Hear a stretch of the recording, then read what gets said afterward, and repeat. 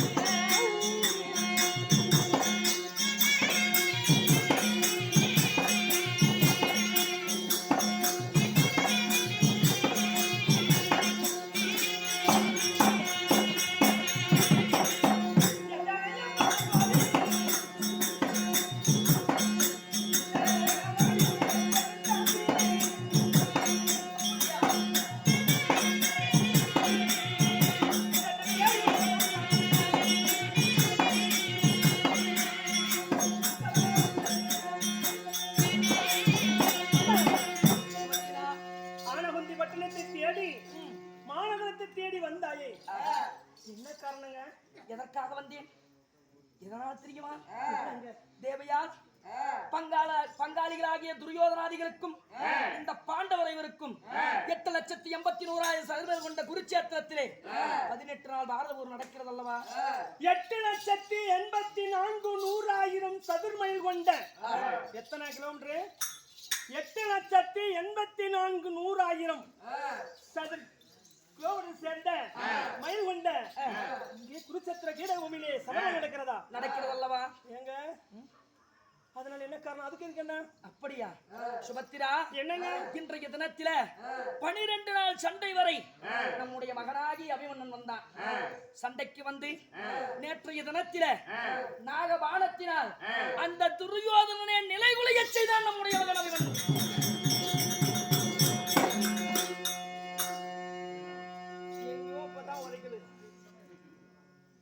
அப்படி நிலைகுலைய செய்த உடனே குருச்சேத்திரத்தில் இருக்கும் சேனாதி சேனை எல்லாம் அடே அப்பா அர்ஜுனன் மகன் அபிமன்னனாகப்பட்டவன் துரியனைய நிலைகுலைய செய்தான் என்று சொல்லி எல்லாரும் சந்தோஷமா பேசினாங்க.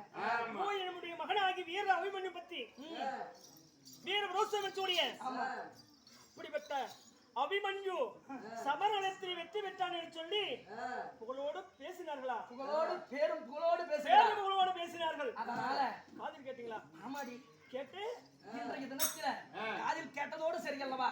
இன்றைய தினத்தில 13வது நாள் சண்டைக்கு நம்முடைய மகனாகி அபிமன்னனை அழைத்துக் கொண்டு குருச்சேத்திர வீடம் சென்று மகனுடைய வீர விளையாட்டை என் கண்ணார காண போகிறேன். என்ன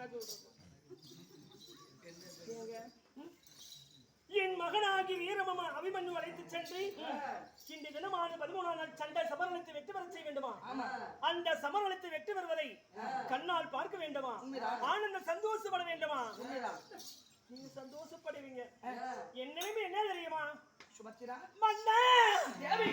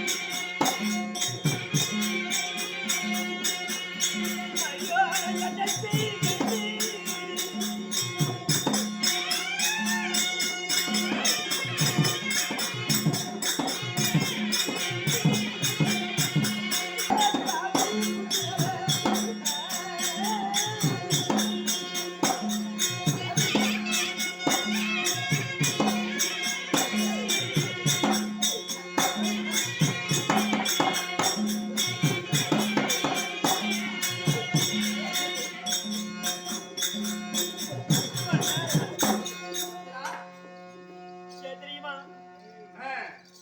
ஒருத்திக்கு ஒரு மகளை நான் பெற்றெடுத்தேன் ஆமா. நேற்று தினத்தில் வெற்றி பெற்றான் என்னுடைய சந்தோஷ வார்த்தை கேட்டு எனக்கு சமரத்து கூப்பிடுறேன் அந்த பாவை துறையினால் வஞ்சிக்கப்பட்டு என் மகன் மடிந்து விட்டான் என்ன செய்தேன் இப்பதான் திருமணம் ஆகி தன் மனைவியும் நிறைவேற கர்ப்பமா இருக்கிறா சின்ன சிறுவது பிள்ளை அல்லவா இன்னைக்கு ஒரு பொழுது இங்கே இருக்குங்க ஆமா. சுபத்திரா மெத்த மனம் பித்து பிள்ளை மனம் கல்லுன்னு